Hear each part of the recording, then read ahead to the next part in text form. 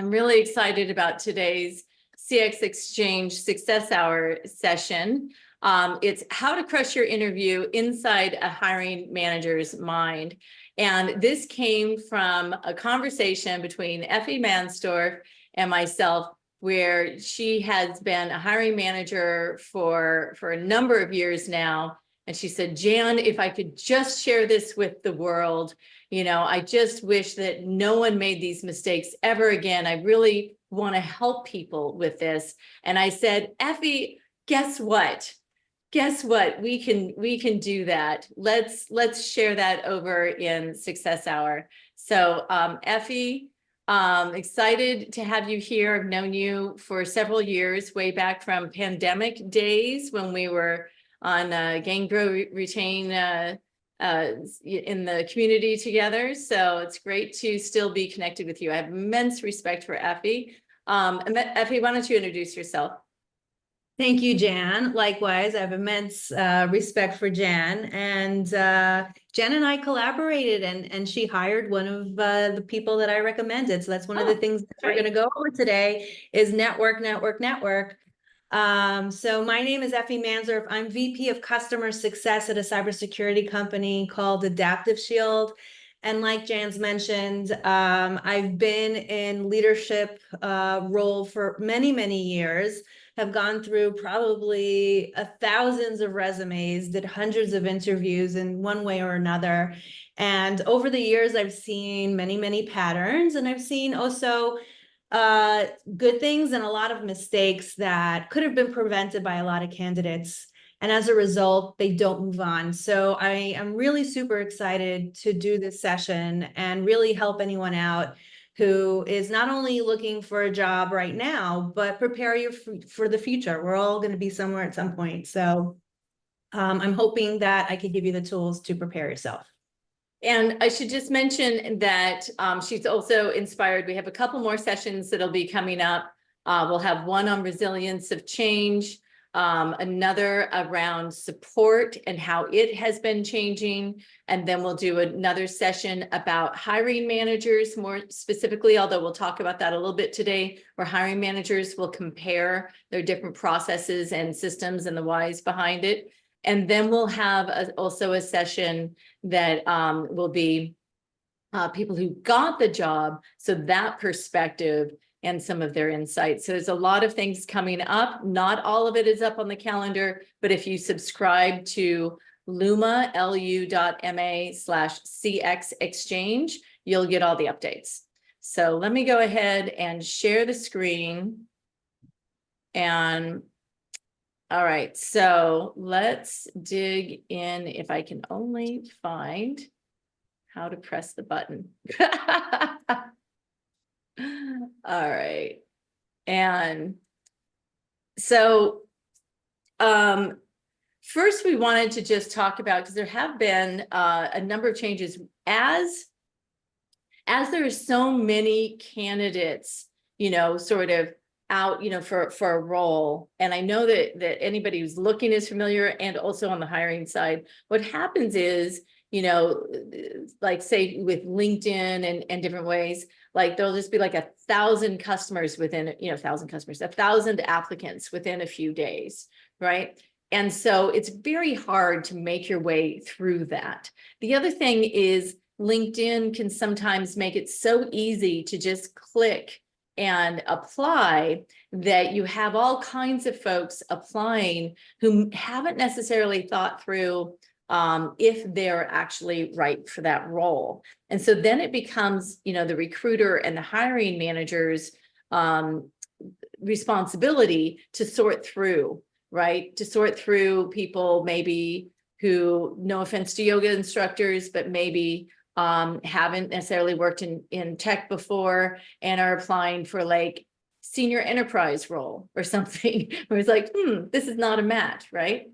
So Effie, why don't you talk about kind of what you've done to compensate around that? So I've done a few things. So like you mentioned, I tend not to put a job in LinkedIn. which just goes to show you that not everything is on LinkedIn. It's a nice resource, but use it as sort of like a measurement of where it might, what jobs are available.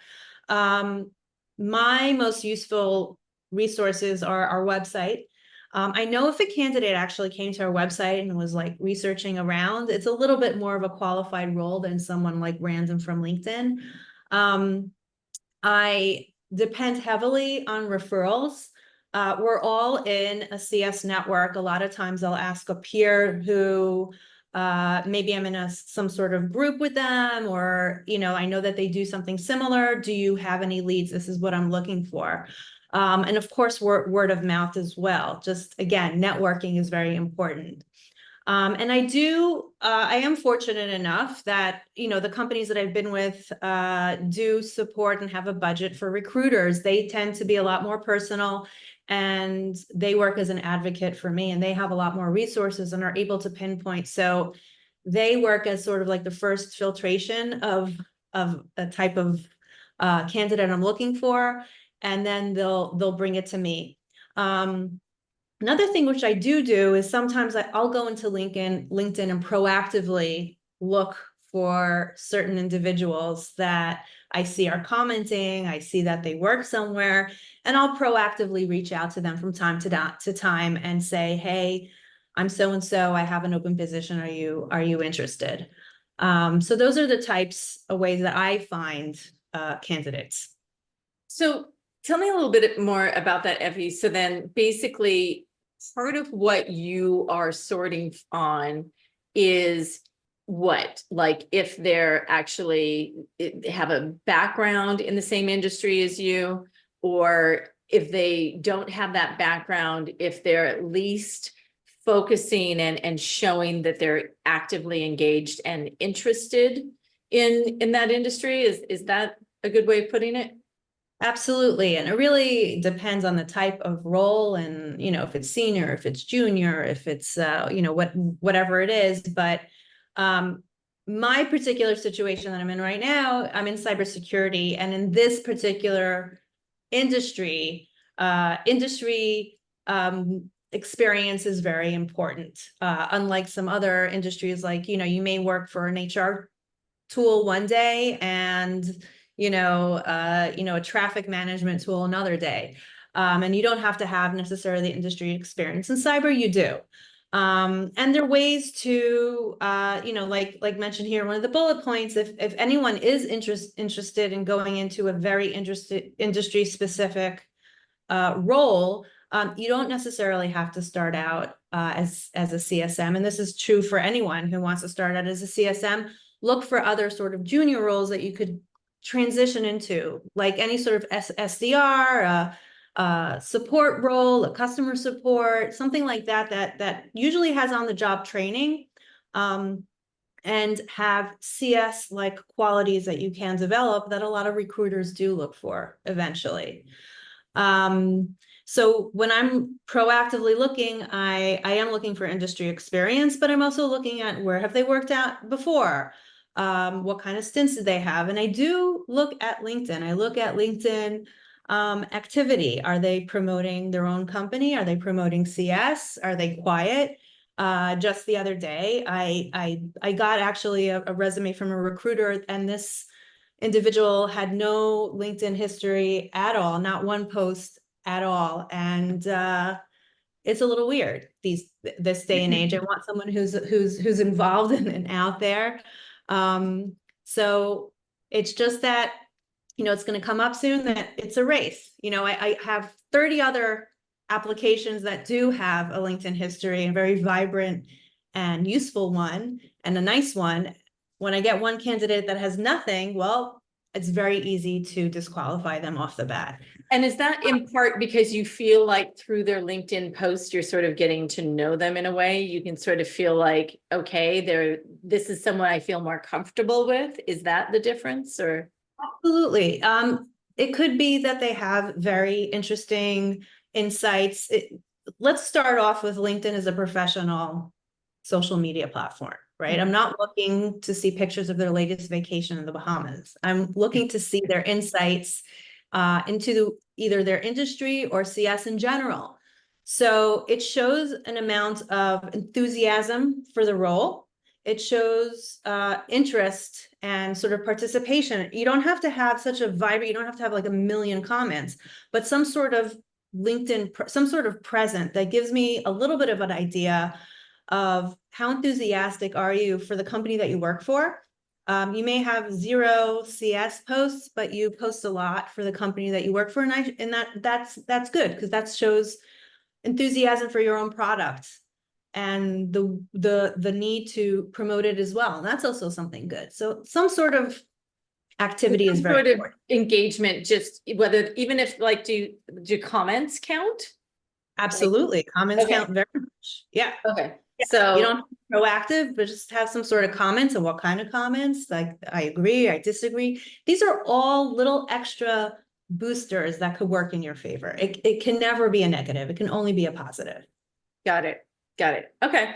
And so then let's see what else. The other thing I was thinking about, like, I know a candidate the other day who actually was offered the job over a referral, and she was transitioning into that specific segment of the industry. It was with, a sort of an IT company that specifically works with gamers, and she hadn't worked with gamers before, but she'd done a lot of research.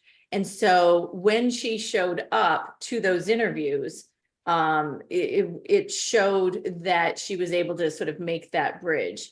Is that something that you think about, Effie, when you're hiring?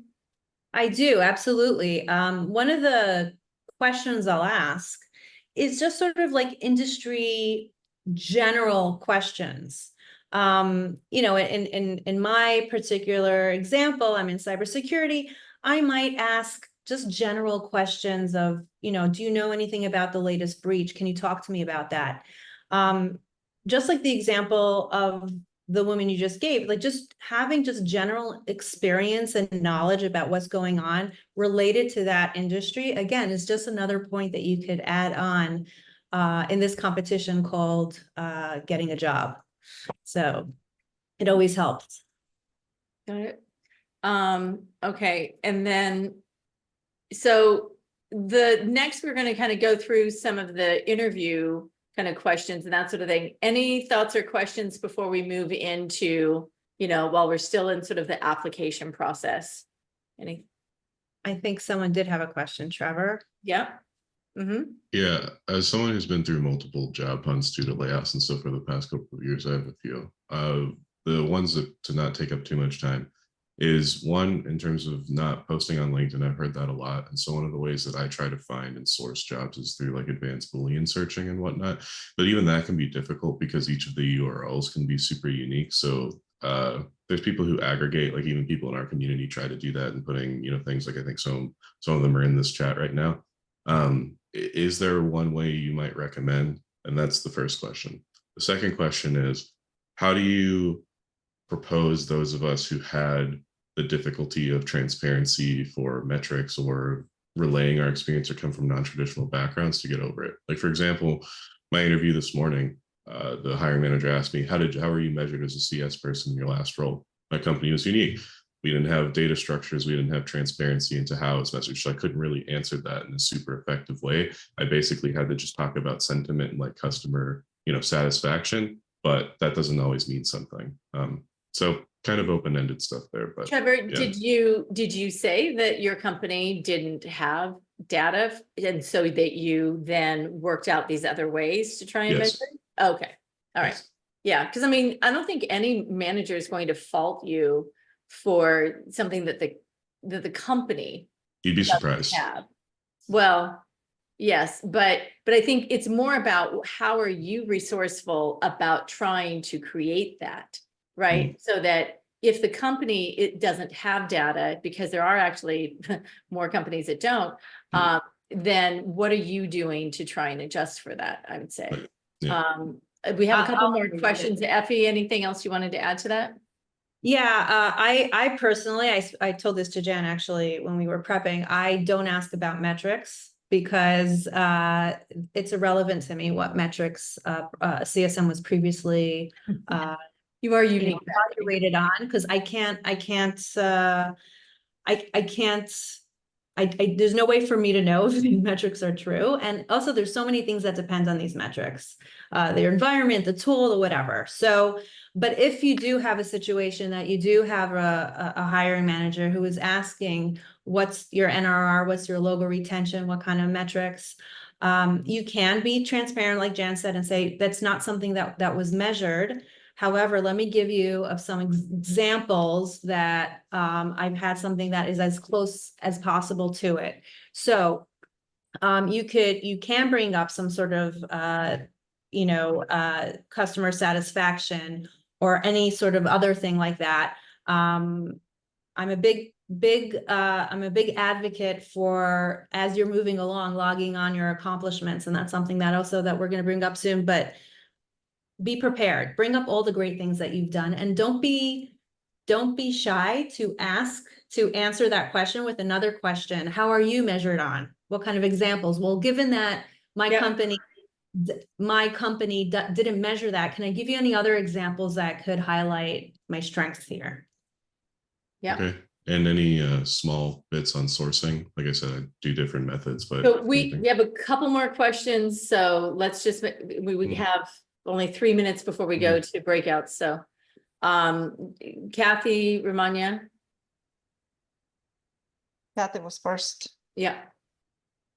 Yeah, Effie, I'm wondering, you were talking about referring to things you've done in your current job. What if you're currently unemployed? How do you approach that? Being unemployed is nothing to hide in a job interview. That's certainly fine. Any understanding hiring manager will understand that. So if you're currently unemployed, you were employed at one point. So again, come prepared with all of your accomplishments. Sometimes, especially those of us who have a little bit more of a, many years experience, you may start to forget what you did in 5-10 years ago. So again, come prepared, write already your accomplishments and things that you've done, and prepare just like you prepare for a test, and come ready with it with your past experience. Thank you. All right. Thank Ramanya? you. Yes. Hi, Effie. How do you react to candidates reaching out to you directly, either before or as they have applied, when they feel like a strong connection, whether it's to the solution or to the company? And of course, you cannot know, but hopefully the message transmits that. Yeah. So usually, if I'm on LinkedIn or something, and I advertise a job, I will specifically say, don't reach out to me personally. This is what you should do. I don't tend to like those who don't listen to instructions. There is a reason behind it. It's just so overwhelming, and I can't look at everyone. But if you're proactively are reaching out to someone who maybe that works there or something, I would recommend reaching out, not with just, hi, my name is Jane, I'm a CSM, I'd like to apply for this job. Write a sentence or two about your strengths. I see that this position specializes in this. I have X years of experience. I did XYZ. Give them a little bit of a taste of why they should look at you immediately. I think that is a good idea. Yeah, for sure. Thank you. Okay, so then in terms of the interviews, I know that there are some key things you want to be sure that folks have, and we should just spend a few minutes so we can move out to breakout discussions. And I think what I remember hearing from you, Effie, and even what we've already been discussing, is it's about the accomplishments, right? And certainly sharing whatever numbers you have can be useful in expressing but it's really about the impact, right? And what sort of impact you have. And you can do that as a story, you can do that with numbers, but if all you're doing is describing your job, whether this is on your resume or in your interview, it's like, as I heard it from you before, sort of like, yeah, right, everybody does QBRs. So of course you did QBRs. You don't need to add that as a bullet on your resume. I assume you met with your clients, you're a CSM, right? Yeah, absolutely. So I would recommend stay away from descriptions of how your job is done. You know, I get a customer, first I onboard them, and then after onboarding, it's business as usual. And then during renewal, I do that. Like that, you're giving me a job description. Focus more on accomplishments and proactivity that you've done. I had a customer and I identified that they had this specific use case and we got a new feature. And I remembered that because I documented it. And then later on, I showed them this feature and I created a new opportunity and there was a cross sell. That is so much more useful than just explaining to me how your process is done in your own company. So that proactivity, that giving information that will put you ahead of others. Like I'm saying it, like I keep on saying, this is a competition. Think of you're there are another 10 of you before or after you. What is going to make you different? So discussing that you do a QBR is not going to make you different. Discussing that you do onboarding, not different.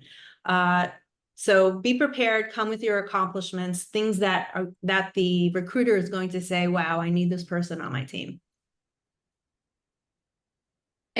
What other key things would you want to highlight here? So like, I see that we have some examples of sort of like typically what you hear is like when you're going through an escalation versus when you're talking through a customer use case, right? So these are some examples of questions or things that you're looking for in the interview process, or their technical aptitude, how they show it. Interestingly, I thought it was interesting when you ask somebody to describe the tool that they either currently work with or worked with in the past, many people can't really succinctly describe it in a way that you understand. Yes, and I love asking that question because this gives me a few indications. It's one, that they're able to communicate a solution and value of their current tool. If they're going to explain to me what their current tool does and I still don't really get it, they're not going to do a very good job with my tool. If they could express enthusiasm and how their current tool solves some sort of problem, they're going to be able to do that currently with my tool as well. So it's a little tip and a trick of a great opening question that I like using with my candidates, because if I assume they know their tool really well and they could basically talk about it in their sleep. So I want to see that. Nice. Any questions before we head out to breakout rooms about kind of the interview process and what folks are looking for in that interview process? Sorry, was that a thing for me?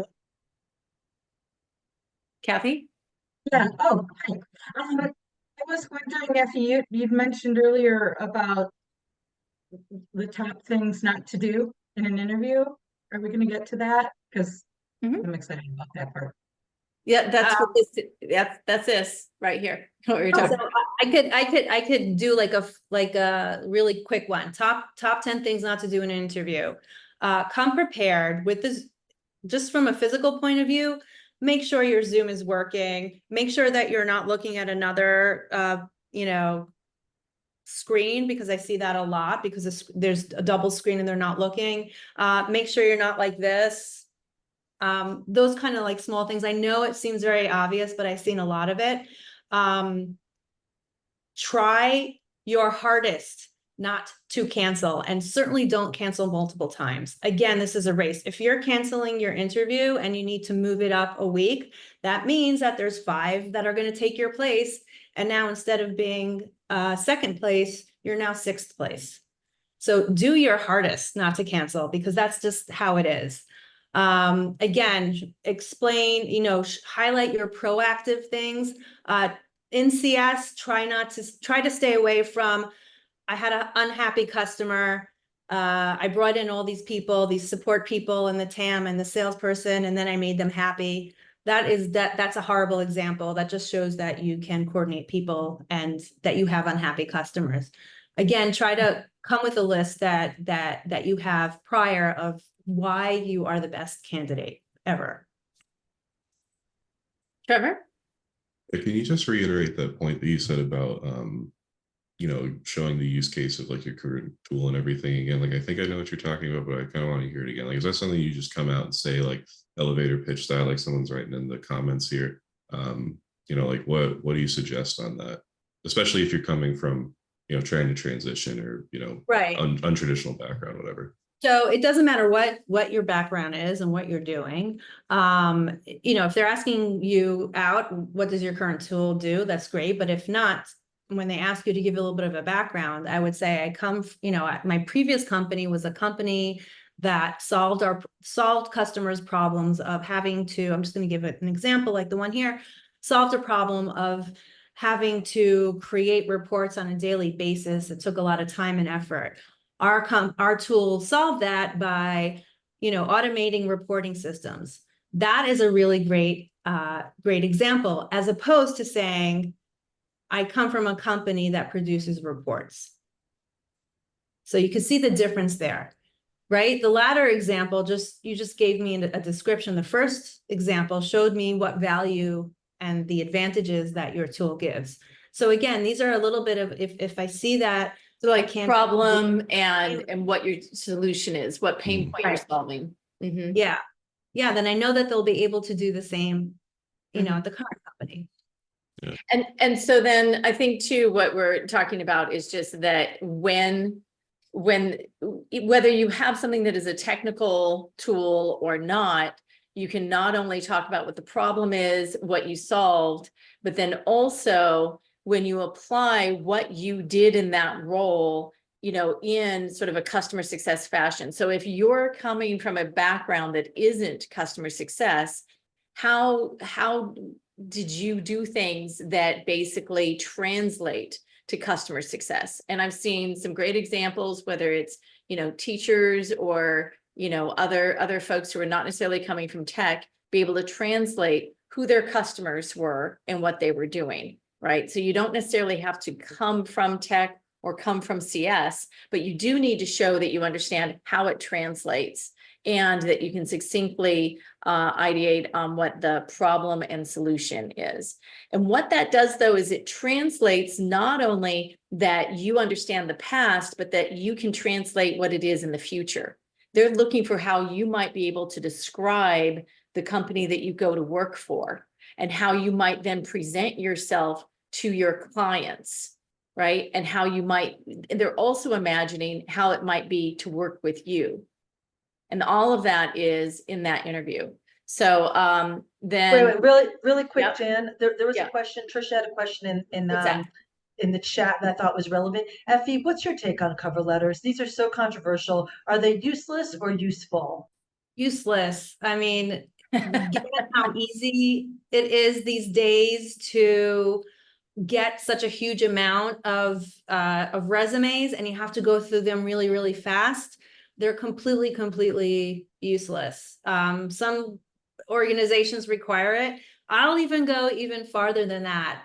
When I get referrals, I just say, send me their LinkedIn. I just want to see their history and what they did. That's all I want. Well, and if what I see, I'll go to the resume.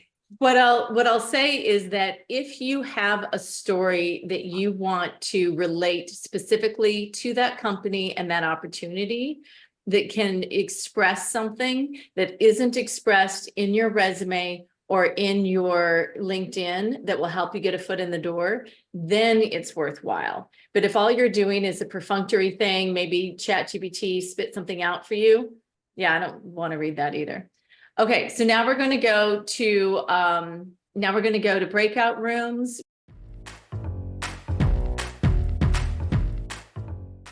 How did it go?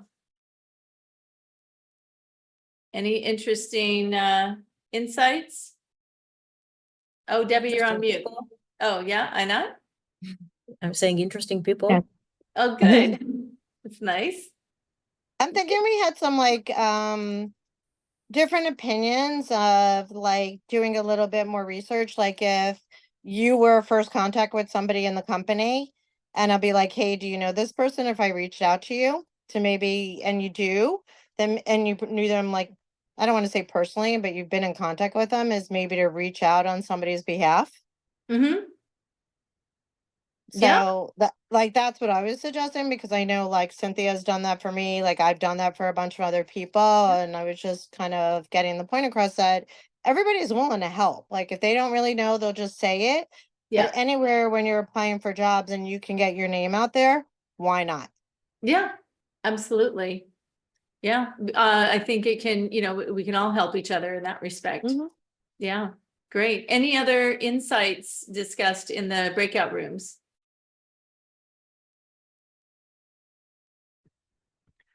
I'll speak for our group. It was interesting to learn that the two ladies in my group, Mackenzie and Tania, Mhm. said that they both had gotten, I had mentioned that every job I've ever had was through networking, and they said that their experience has been the complete opposite. They've actually gotten their jobs rather cold applying. So I find that to be interesting because that's never happened to me. It's interesting. Yeah. And what's been successful in those cold applications? Anybody want to speak up? How did you break through? I can speak up. The job I have now, I actually got denied twice from it. And I just kept pushing. So it was basically just a networking strategy on LinkedIn. I found the director of CS, reached out directly to him, really personalized note and message. And I messaged just the company board, and they, said, "Hey, we'd like to move you to an interview. Thanks for reaching out." I had the first interview, which went well, but I didn't come with direct CS experience, and so I knew I had to do something if I were to get a second to differentiate myself. Mhm. So I got moved to a second interview, and to my assumption, they started off and said, "Hey, Danny, we love you, but not really sure how to ask questions here. You don't come with same experiences we've been asking other applicants." And so I had built a deck basically of just a mock sales pitch of their organization. I said, "Hey, I'm more than ready to present this right here, right now, if you want. Otherwise, I was going to send it as a follow-up attachment." And so that was, impressive to them, I guess. And I still ended up getting denied and just kept pushing and weaseled my way to their CEO. And about a month later, had the offer. So I know that's a really unique experience. And I would be surprised if that were to ever happen to me again. But I think there's just something to show that obviously in this really talented and overcrowded market, particularly in CS right now, just finding those ways to stand out and make the difference and personalize your networking approach is really what worked for me. Well, and what stands out for me, Danny, is that you really took the time to really understand the company as well as what you bring to the table and your impact on the company, right? And so even if the other leaders weren't sure what to do with that, and on paper or in other conversations, maybe somebody else seems, like they could, break through further than you. In the end, it sounds like the CEO, and I'm guessing this is a startup. You weren't reaching out to the CEO of a 10,000 person company. But at the same time, the CEO was like, this is the type of passion I need in my organization, right? And that can really make a difference, especially at a startup when they are looking for that passion, for someone who's going to really take the time to understand them. Yeah, great. Kathy, send us off here. Oh, you're on mute. Danny, question. I don't know if this is an okay question or not, so you can just shoot me if it's bad, but would you be willing to share some version of that? Yeah. Like if you clean it up and take out the references or whatever? Oh, you're asking for Danny to share? Oh, yeah. It's very personalized to the company. So I don't know how much merit that could have on a generalized basis, but more than happy to send that to you. Yeah, I think that's great, because then you have a nice example. You should share that over in the Slack channel, where we have the Success Hour resources. Just go ahead and share it in the Slack channel there. Okay, will do. That's fantastic. Great. All right, Janet, we are at 10:01, so you got to be really, really quick. I will. Okay. We went, talked in our group about things, what we do to prepare for interviews. Some of the things that we came up with, we have accomplishment logs. Good. We, prepare by looking at the press release information on the company website to, be able to maybe ask questions. Sometimes we look on LinkedIn at the person we're interviewing with to find maybe a commonality to break the ice with them. Try to ask good questions. And those are just some of the things that we came up with. So I hope that was Good. quick enough. Oh, I'm really glad you shared that. That's fantastic. And hopefully you captured that in the breakout notes. Yes? I did not. Uh-oh. I wrote it on Well, paper. Oh, dear. don't forget, you can always add that to the breakout notes now while it's still fresh in mind. Okay. Do you have the breakout notes? Yes. All right, good. Please do add that. That's been great examples. Thank you so much, everyone. It was great to have you here today. Let's come back next week. We'll be talking about change resilience, which I think is a really critical thing to think about in this era. And Effie, thank you again for leading us through a fantastic discussion. Thank you so much for tuning into this week's episode of Success Hour, formerly known as CS Office Hours. We regularly put out new content, so to be the first to know, like this episode, tap that notification bell, hit that subscribe button, and we look forward to seeing you soon.